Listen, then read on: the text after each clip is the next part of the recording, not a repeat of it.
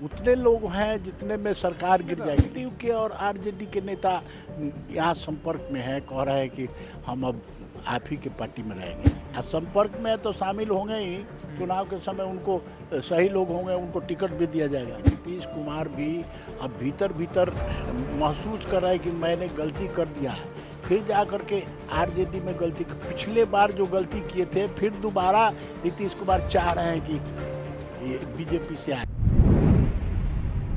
जिस तरह से एनसीपी में टूट हुई है महाराष्ट्र के अंदर, उसी तरह से अब बिहार के अंदर भी एक बात कही जा रही है कि जेडीयू टूट जाएगी। हमारे साथ बिहार के बीजेपी के नेता हैं। सर, क्या लगता है, बीजेपी जेडीयू टूट जाएगी वहाँ पे? जेडीयू तो बिखरी हुई पार्टी है, इसको नीतीश कुमार तो अब ख़त्म है। नीतीश कुमार आरजेडी के गोद में बैठे हुए हैं। नीतीश कुमार का वजूद ख़त्म है, जनता उनको नकार चुकी है।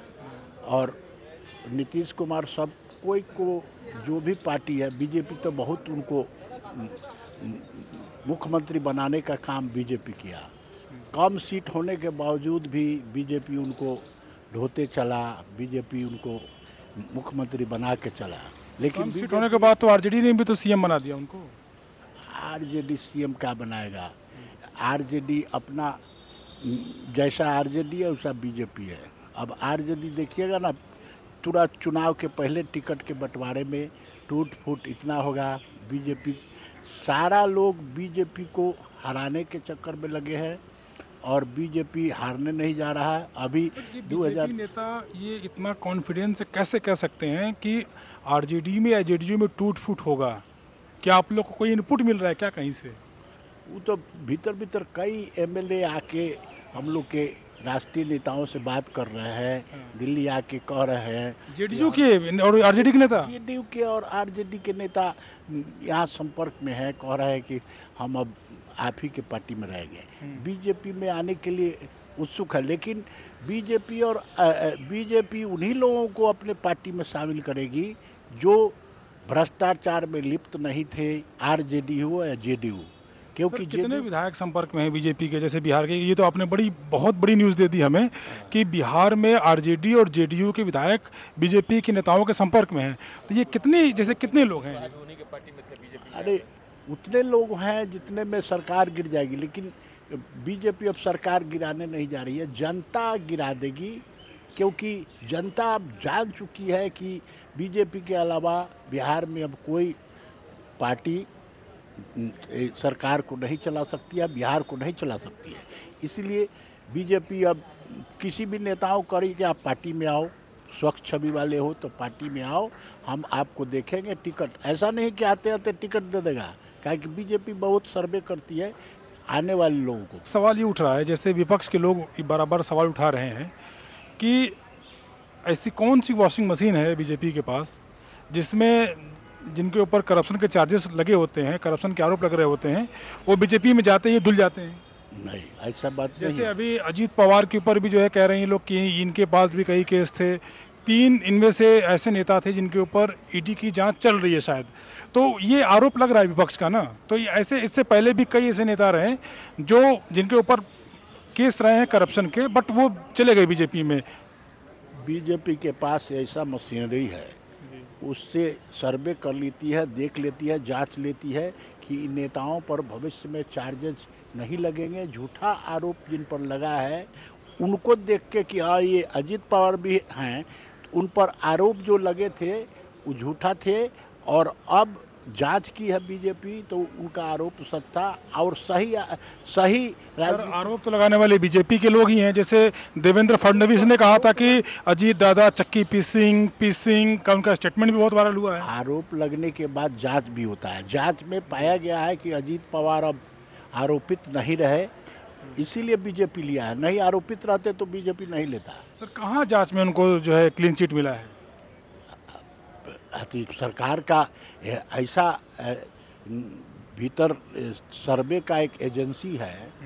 भारत सरकार बहुत बड़ा सर्वे एजेंसी रखता है, सीबीआई होता है, इंटेलिजेंस होता है, सारे से जांच करा करके बीजेपी उसको अपने पास लाती है ना। मतलब बीजेपी भारत सरकार से जांच करवा रही है और जांच करवा के फिर ये तय कर रही है कि कौन होगा, तो क्या बीजेपी सरकार को इस्तेमाल कर रही है क्या? भ्रष्ट लोगों को नहीं, एक सवाल ये है कि बीजेपी एक पार्टी है और सरकार एक कॉन्स्टिट्यूशनल संस्था है, सरकार जो है देश के सभी नागरिकों के लिए है, तो क्या बीजेपी सरकार का इस्तेमाल कर रही है, सरकार की मशीनरी का इस्तेमाल कर रही है? आप क्या कहना चाह रहे हैं? नहीं फिर सर बीजेपी सरकार का बीजेपी की सरकार है, इसलिए बीजेपी लिख करके देती है अपने सरकार के लोगों को। अपने जैसे कोई भी पार्टी लिख करके दे सकता है कि हाँ इनका जांच किया जाए, ये अच्छे छवि के है, भ्रष्ट है। उसी तरह बीजेपी भी कहती है कि इन नेताओं का जांच किया जाए। जांच में जो नेता सही पाए जाते हैं उनको बीजेपी लेती है। जेडीयू और आरजेडी की विधायक संपर्क में है, तो ये विधायक क्या आप बीजेपी के अंदर शामिल होंगे? विधायक को बीजेपी के अंदर शामिल करने की बात तो जो अच्छे सब छवि के होंगे, जो जनता से जुड़े हुए होंगे, उनको हम शामिल करेंगे। और संपर्क में तो शामिल होंगे ही, चुनाव के समय उनको सही लोग होंगे उनको टिकट भी दिया जाएगा, इस तरह का बात है। मतलब वो अभी शामिल होंगे या फिर जो है 24 के चुनाव के टाइम पे शामिल होंगे? 24 के चुनाव के पहले शामिल होंगे, तभी तो 24 में वो मदद करेंगे। क्या सक्षम है नहीं है उनको सारे लोग। अब तो नीतीश कुमार भी भीतर लोगों को भेज रहे हैं कि नहीं हम गलती कर दिए। हम लोग को पता लगा है कि नीतीश कुमार भी अब भीतर महसूस कर रहे हैं कि मैंने गलती कर दिया है। फिर जा कर के आरजेडी में पिछले बार जो गलती किए थे, फिर दोबारा नीतीश कुमार चाह रहे हैं कि ये बीजेपी से आए।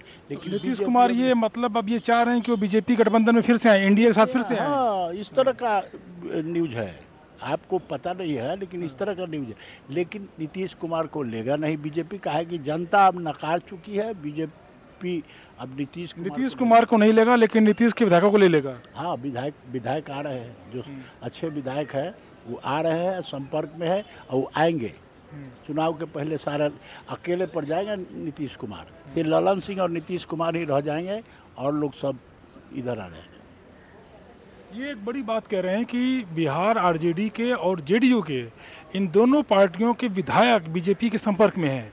ये एक बड़ी खबर है और चूंकि आप जो है बीजेपी के बड़े नेताओं में से गिने जाते हैं और इनका ये दावा है, लेकिन अब ये देखना होगा कि क्या वाकई में जेडीयू और आरजेडी के अंदर कोई टूट फूट होने जा रही है और वो उनके विधायक अपनी पार्टी छोड़कर बीजेपी में शामिल होंगे।